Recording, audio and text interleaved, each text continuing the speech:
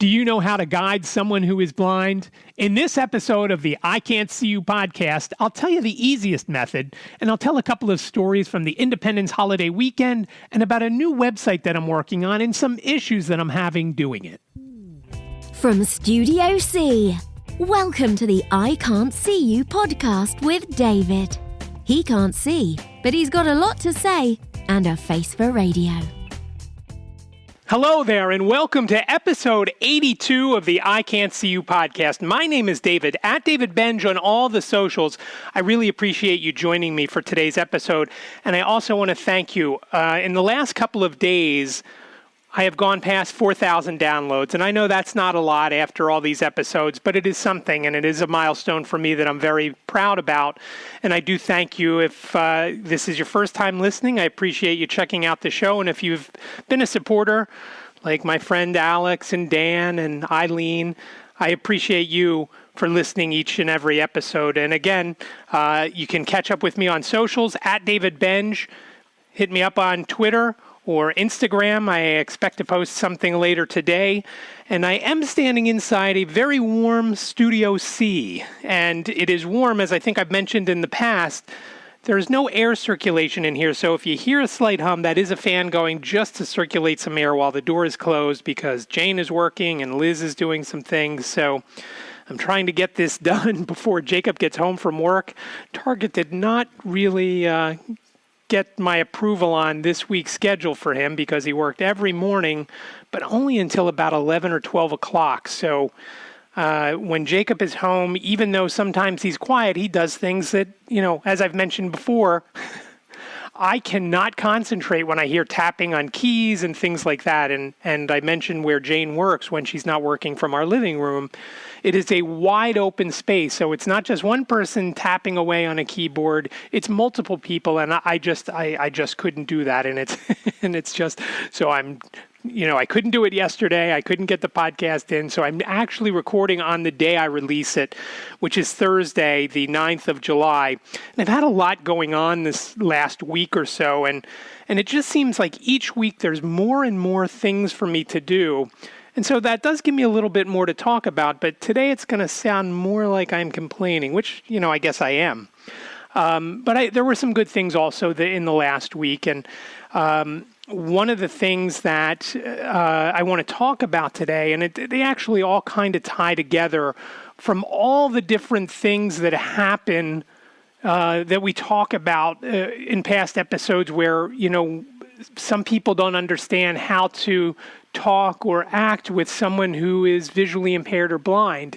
And I have three instances this week. And I'll start with the one that was fun.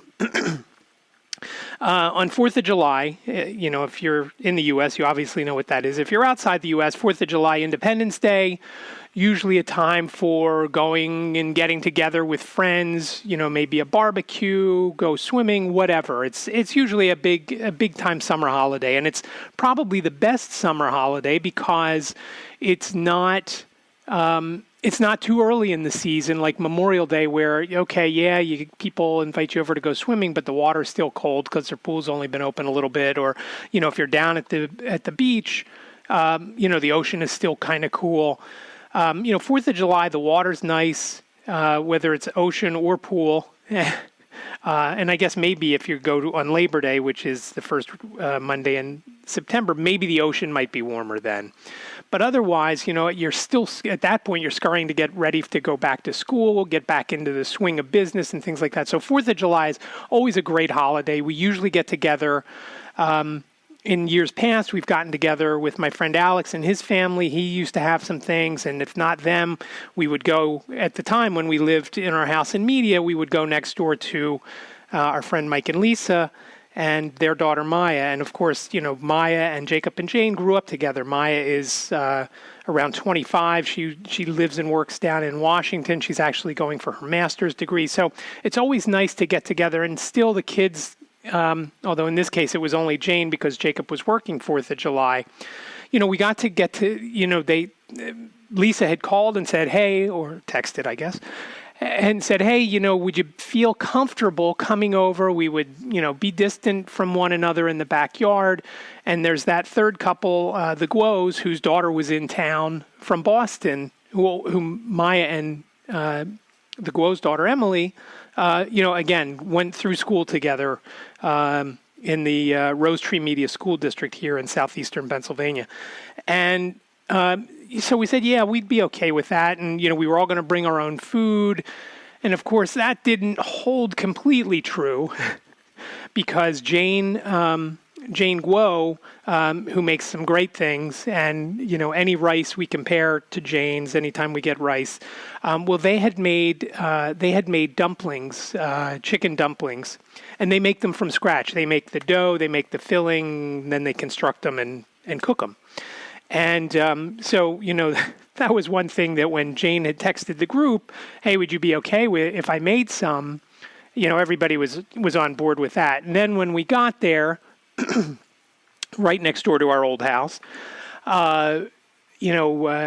Lisa, who Mike and Lisa hosted, so Lisa had made some guacamole, and I will never turn down guacamole.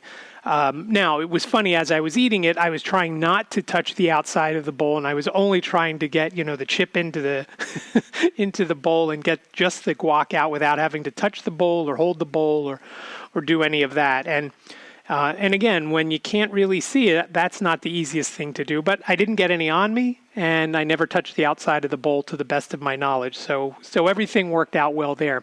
But the first funny thing that I want to talk about, as we were sitting around talking, and for the most part, we did not wear masks. At the beginning, I kept my mask on for a bit, but when I could tell that everybody was, a good distance away, and obviously then when it's time to eat, you have to take the mask off. So I took the mask off, and I was pretty comfortable with that. But Mike, who was sitting to my right, about 8 or 10 feet away, was talking about a problem during one of the storms within the last few weeks. I don't remember exactly when the storm was, but he was talking about a tree. He said, yeah, that tree over there. And I don't know what Liz was doing, but I didn't know where he meant. And I kind of thought he was pointing, and I'm assuming he was pointing, but I'm not 100% sure. And I asked him again, and I said, over where? And he said, over there. And then he elaborated and said, by the basketball pole. I'm like, oh, okay. And, and at one point I may have pointed towards the other end of the pool. We were down towards the shallow end of the pool. We weren't in the pool. Only Ippen went in the pool. But that was one instance. I had no idea, and I have to be honest, I was kind of uncomfortable because I was so far away, I couldn't even tell if he had his arms up and he was pointing or he was looking in a direction. I have no idea. And again, when you're talking to someone who can't see, you have to be a little bit more descriptive.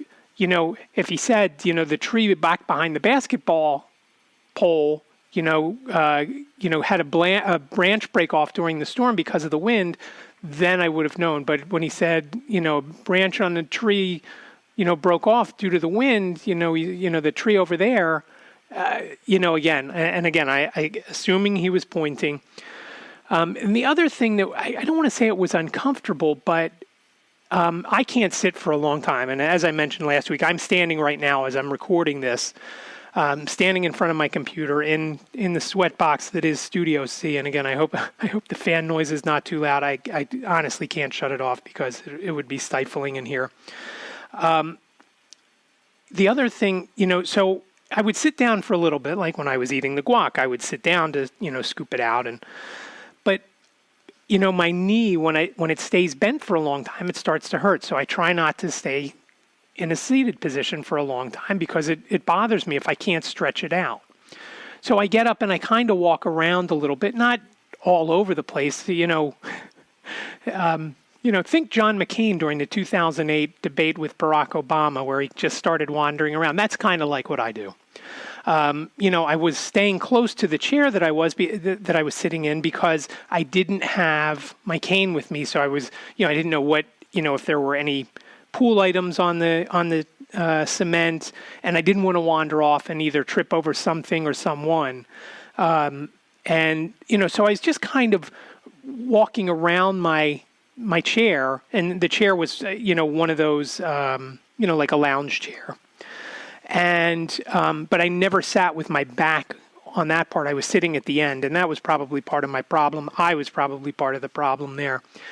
But, because I didn't have a mask on, there were times that Lisa had gotten up to get something or to walk to get something from inside.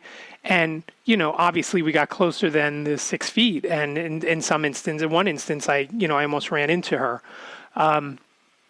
So if I noticed that she was getting up to get something, I kind of either sat down or just stood in a spot for a couple of minutes and, waited for that.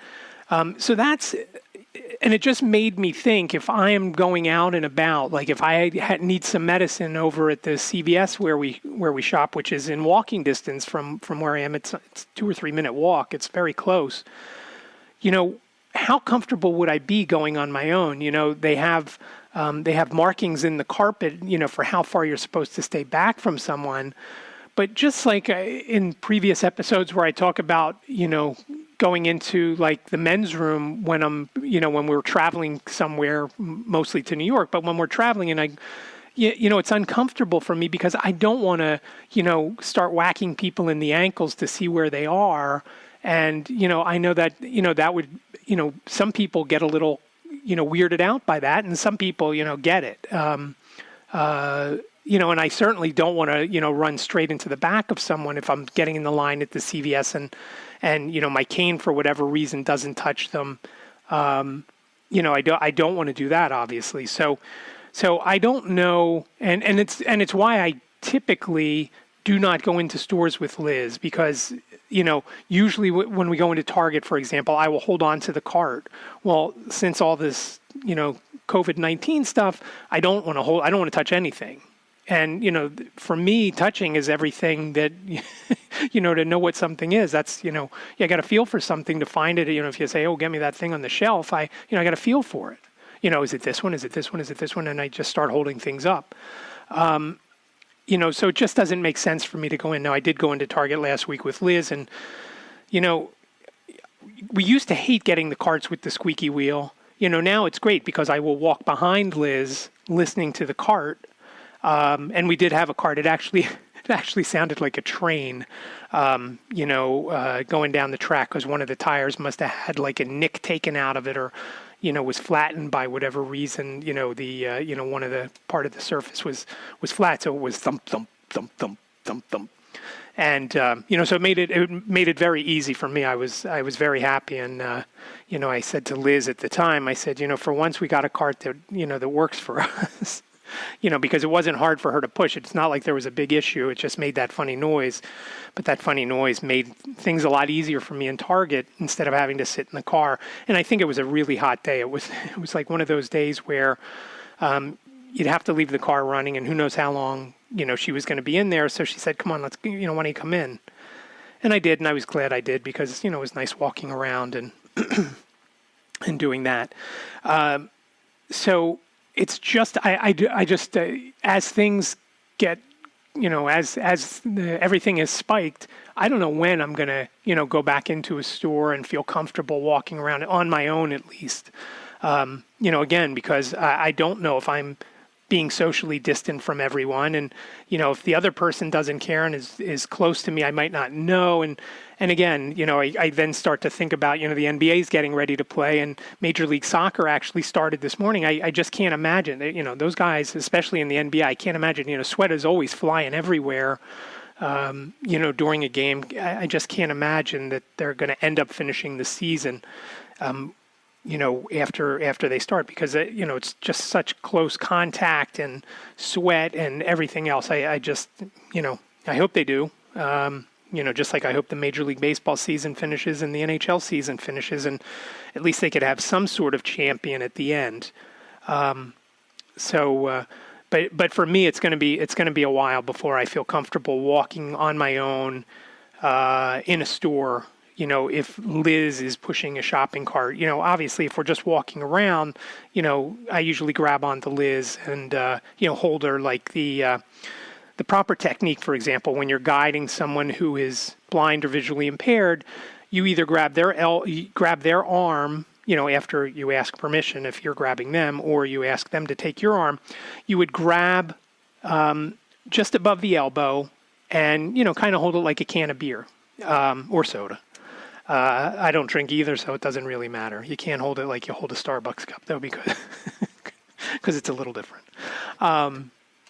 So that's how, if Liz and I, if we're just walking somewhere, Liz and I obviously will hold hands. So, and Jane really has not gone out much during the whole thing. And a lot of times we go out while she's working. I mean, she's working so much harder now than she did while she was in the office. Last night she worked until around 10:15, and then one of the computers in her office kicked her off. And so she ended up stopping at that point. So she's not usually out when Liz and I are out and about because Liz is on summer break from school. She obviously has more time to do things and, will go run around, still during the workday because we've started to eat dinner a little bit later because Jane is always working later, so now sometimes we're eating dinner, 7:30 and sometimes even a little later just, because Jane is working and, some of her late days, sometimes she'll take a dinner break and then go back to work. Sometimes she'll just stop working, in the 7 o'clock hour and get, just watch TV with us afterwards. So another funny thing, so that was one issue. Another funny thing was there's, as I've mentioned, I do a few different jobs. None are paid. None are, they're all, most of them are thankless. One of them is president of the condo association here. And I got a call over the 4th of July weekend that from the office manager who was down at the Jersey Shore, who had gotten a call from one of the pool attendants here that the pool filter was leaking. At first it wasn't bad. It was just dripping. But at the point that she called me, it was more than a drip. It was like a trickle. And so they had to shut the thing down. Unlike your house pool or the pool you have in your backyard, whether it's above ground or below ground, where it's not that big of a deal, because this is a big pool and it's set up for, 77, apartments and, there are state guidelines and, chlorine levels have to be checked a couple times a day and some other levels have to be checked a couple times a day. So if it drops below that, you can't stay open. And obviously if the water is not circulating, there's a chance that, the levels could drop because you've only got the chlorine tablets in the skimmers. So if the water's not circulating, the chlorine is not circulating. And so that could become an issue. It also could become an issue if the levels drop even for a moment temporarily, and they have inspectors that go around and just show up and do a quick water sample. And I don't know how many times over the summer they come into the place here to do that. It might only be once or twice, but whatever it is, you don't want to have that issue because then it could be shut down for a couple of days until it's back up and running with the proper chlorine levels. And if you're not running the filter, you're not going to get back to the proper chlorine levels. So I was talking to the office manager about that. And as we were talking, she's like, well, I told her I appreciated her calling me, while she was down at the beach and it was a holiday weekend. And, I appreciate it. She said, well, and she kind of stopped. I said, you didn't want me to be blindsided by that. And she's like, yeah, but I didn't want to say that to you. She would have said it to someone else, but she didn't want to say it to me. And, just like I've said in the past, another one of those things that we talk about, that it's okay to say to folks who can't see, meaning people who are blind. And I might have trouble saying blind to begin with. So it could be me too. But one of those things, hey, it's good to see you. I say that to my blind friends, and they say it to me. Hey, I'll see you tomorrow. Or we have, for example, a Keystone Chapter Board meeting general meeting on Saturday, and I was talking to a couple of the people who are on the board with me. One who's the president, and one who is the secretary. And I said something like, see you on Saturday, even though it's going to be on Zoom, and it's most folks either call in or don't even use the video portion of Zoom because it doesn't matter. Even if there is video, I usually don't watch, because I've got my screen reversed, so everybody looks reversed anyway. So it's okay to say blindsided to a person who is not just a quarterback or someone who is protecting that quarterback, but someone who is blind. You can say blindsided, or it might be a little insensitive if you say, hey, I'm blind today. Well, how are you tomorrow?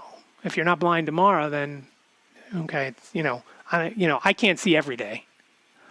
I'm standing here in front of my computer, and because it's so warm in here, I do have, as I've mentioned before, some heavy duty reading glasses. And when I use the computer, that I don't want to have both the headset on and the glasses on, because they just, when you're hot, you're sweaty, the glasses slide down your face, and it's just uncomfortable. So I have no idea how long I'm recording for. And I really have no idea. I'm assuming it's recording because I can see something moving. I just don't know what it is.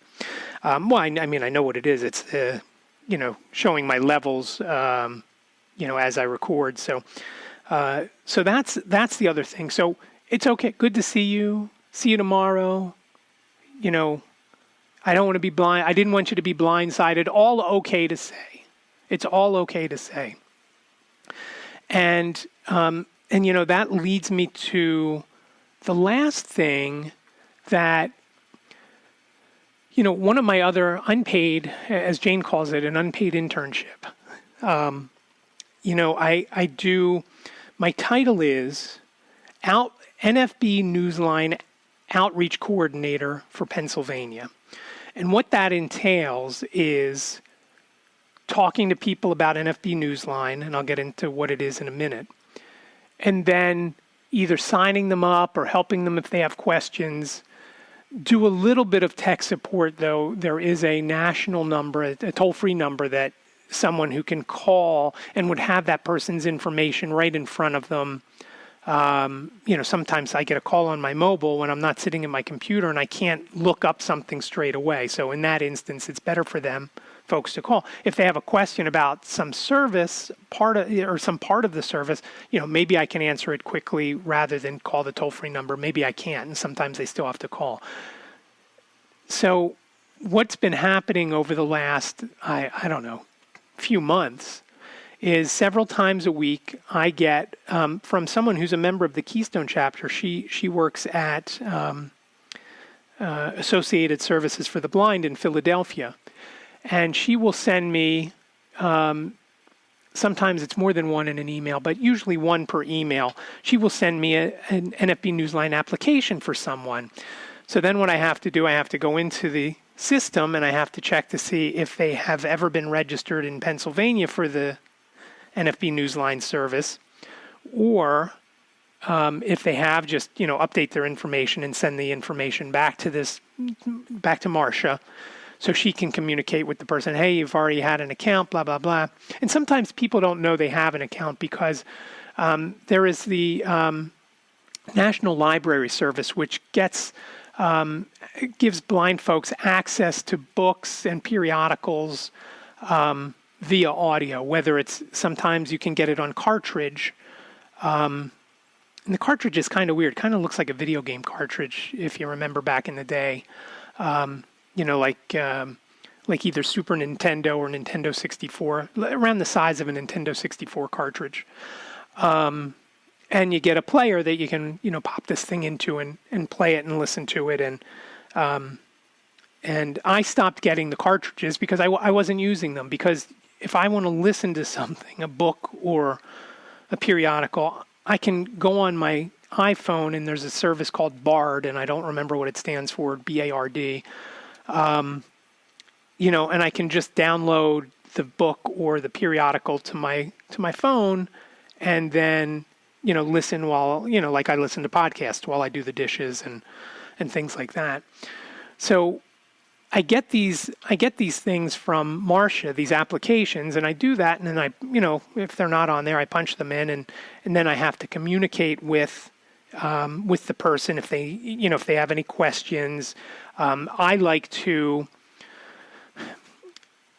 you don't have to be a member of the National Federation of the Blind to use NFB Newsline. And NFB Newsline, let me just tell you what that is in case you weren't around when I mentioned it in past episodes. NFB Newsline is a news and information service that allows folks who are blind or visually impaired or, otherwise print disabled. Let's say you're, a quadriplegic, so you can't turn pages and, of a book. You use NFB Newsline, and you can listen to the New York Times and the Wall Street Journal and things like that. There's also some ad circulars on there. During the holidays, there's more, but every week or whenever they come out with them, Walmart and Target are on there.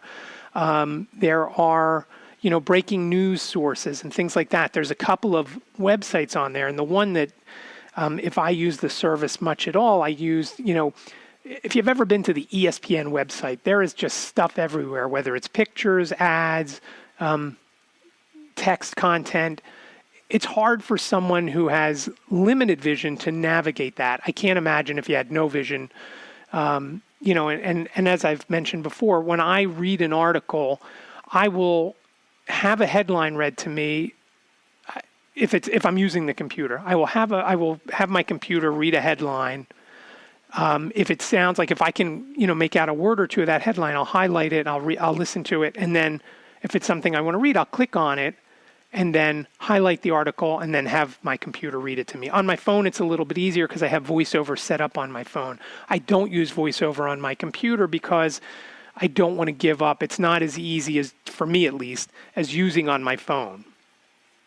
So I kind of use, it's almost like a hybrid. I try to use my vision, but lately I've realized as my vision is bad or gets worse, I can't believe what I'm reading. And I'll get into that in a second. And so it was during this that I was entering someone's information in, and I was sure it said one thing. And then when I went and I started to put it in, I'm like, geez, that just doesn't sound right. And I went back and I actually had my machine read it to me. And of course, it was wrong. So that along with, so I've been doing those things. Another thing that I've been doing is I've mentioned multiple times about affiliate marketing and internet marketing. And what affiliate marketing is, like when I ask you, hey, if you're shopping at Amazon, please use one of my affiliate links. Because what happens is if you use one of my affiliate links, whether you're on my website and you click one of my Amazon links and you go to Amazon and you buy some stuff, I get a little commission.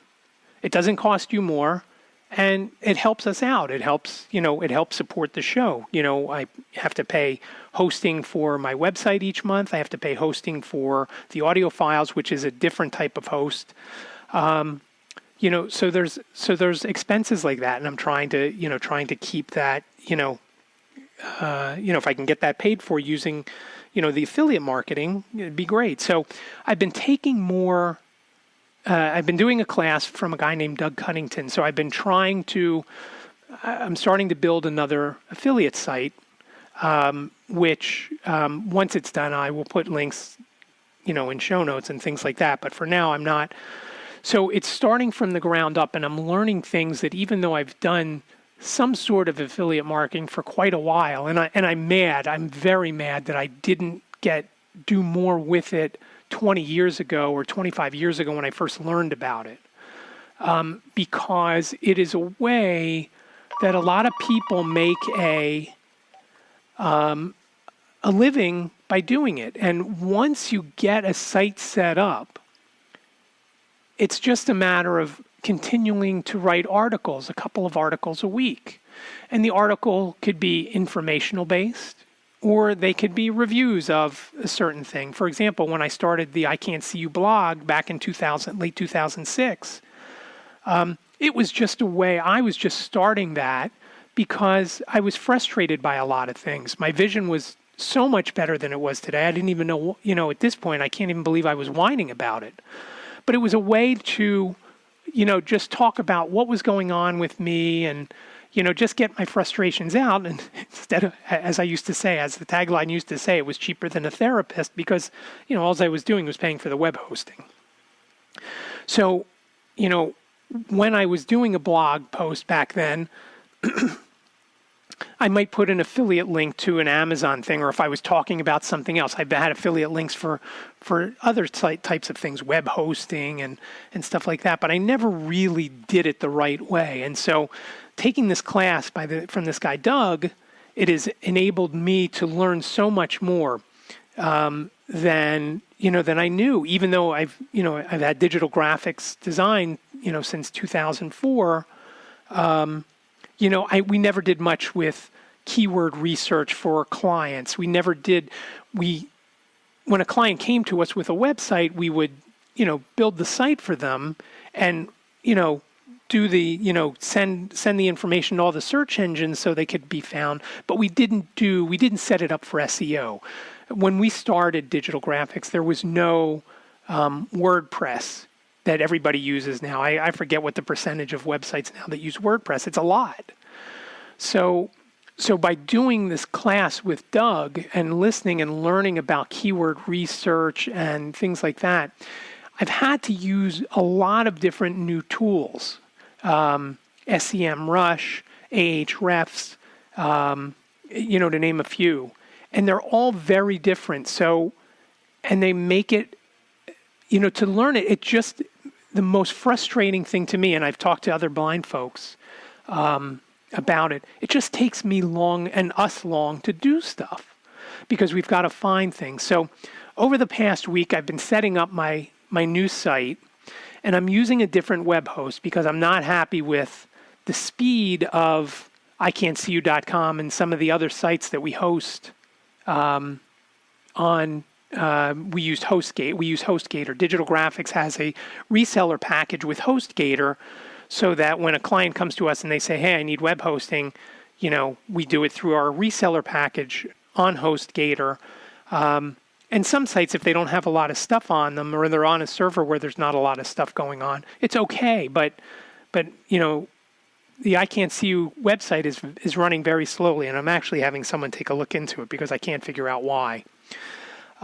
So when I set up this web hosting from this other company called SiteGround, it's all very different to me. And when I go to something that's new, even if it's a place that I know and they change, like I use NameSilo as my domain registrar, they're changing their site, and so stuff isn't where it used to be, and it's a different look. And when it's a different look, and I can't type in, do a search on the page and type in a word that I'm searching for, whether it's check out or log in or whatever, it takes me that much longer.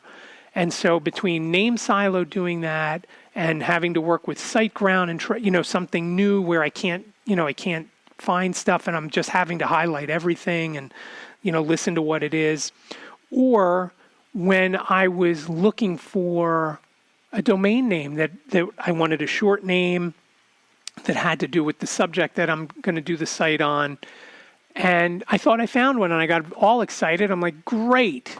And then when I went to register it with NameSilo, it's like, no, that's not available. I'm like, what do you mean? It said it was available for, the regular price when I used a different place. I used a different domain registrar to search because it's just a better look.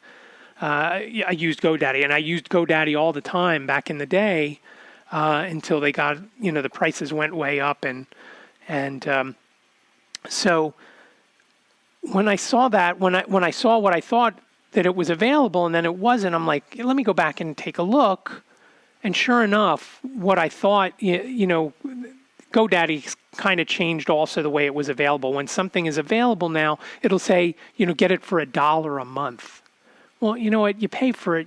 When you register a domain, you pay for it. I don't know if they've just started a monthly thing. Well, the $1 to me, on something that was available, looked very similar to the $1,200 that they wanted for this domain that I thought I found, because it was a $sign and then a 1 and then a comma that to me looked like, because I have so many blind spots, I thought I just wasn't seeing the slash per month. And then there were some zeros, and, I thought that was or maybe I thought that was the decimal. I don't know what I thought, but I thought it was available for the regular price. I wasn't going to spend $1,200 on a domain name. It's, maybe at some point in the future when, if I want to do something similar, it would be worth it, because I have confidence that, I'll be able to make that kind of money, month in and month out, that can afford a $1,200 domain name. And some of the other names, in the niche that I'm in, I saw one that was about 140,000. Some that were in, some that were, 20,000, 25,000. It's not, it's not worth it. If you're a business and you're starting a business and you're going to have multiple locations, yeah, okay, then it might be worth something like that. But not for what I'm doing. It's, there's plenty of other options, and I actually picked one that has the .club top-level domain extension. So not .com, not .net, not .org, not .tv, .club. And again, I'll get into what it is further on down. So it's just the combination of these three different issues that I've had over the past week. And again, I always think, just like a lot of people say, oh, I don't have the coronavirus. Well, you don't know for sure. And I used to think that, oh, I'm okay if I walk without the white cane. And I remember Liz and I were going see a movie. This was back before I used the cane, and I ran full force. Liz and I were walking down the aisle, and I, for whatever reason, was first. And I ran full force into someone. That happened here in our condo building, about 6 months ago. And the person I ran into here, and at the time I wasn't always taking my cane with me when I left the apartment. And after that I did, because it was someone who was older. And fortunately I didn't knock them over, but it kind of made me nervous, for other people. So now when I leave our apartment, I take my cane. Unless I'm taking the trash out. And then, I worry about that. I took the trash out last night, and I'm thinking, I walk down the set of stairs, and I'm thinking, I take the trash out at like 12:30 at night, 1 a.m. If I fall down the stairs, I may be laying there a while before somebody sees me if I can't get up. So, so stairs, are tricky sometimes, or curbs if there's not like a yellow line on the curb. And I do have an issue here, when I walk out our back and into the parking lot. So, between that and the amount of time to figure out where things are on the web, and then the the blindside comment and I guess the pointing, but not knowing originally where he was talking, they were all things that, like I've mentioned multiple times over previous episodes, that we do things differently. My hope here is to let you know, hey, if you're talking to someone who's blind, it's okay to say, good to see you. It's fine. It's okay. What's not okay is, oh, you're lucky you can't see that, which someone said to me, some stranger said to me, when Liz and I were walking in Philadelphia a while back. You don't have to edit for me. That's not nice. That I don't like. Glad you can't see that.